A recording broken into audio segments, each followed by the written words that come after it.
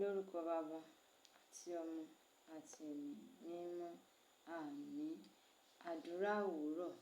Mo jí ní òwúrọ̀ yìí, kí agbára Ọlọ́run ṣamọ̀nà mi, kí ipá Ọlọ́run gbé mi ga, kí ìmọ̀ Ọlọ́run tọ́ mi sọ́nà, kí Ọlọ́run ṣíwájú mi, kí Ọlọ́run gbọ́ àdúrà mi, kí Ọlọ́run ṣe olùṣọ́ mi, kí Ọlọ́run fi ọ̀nà hàn mí, kí Ọlọ́run dáàbò bò mí, kí àwọn ọmọ ogun ọ̀run gbà mí là kúrò lọ́wọ́ ìdánwò èṣù, lọ́wọ́ ẹ̀ṣẹ̀, lọ́wọ́ ègbé ti ayé, lọ́wọ́ ẹnikẹ́ni tí ó ní ìfẹ́ búburú sí mi, ní ọ̀nà jíjìn àti nítòsí, nígbà tí mo bá dá dúró àti nígbà tí mo bá wà láàrin ọ̀pọ̀ ènìyàn.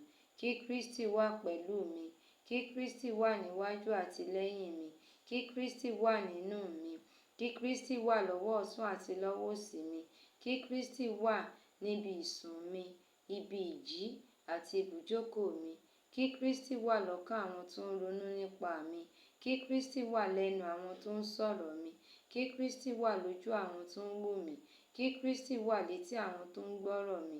Olùgbàlà ni Olúwa, olùgbàlà ni Olúwa, olùgbàlà ni Kristi. Olúwa, jẹ́ kí ìgbàlà rẹ wà pẹ̀lú wa títí láéláé. Àmín. Lórúkọ Baba àti Ọmọ àti Ẹ̀mí Mímọ́. Àmín.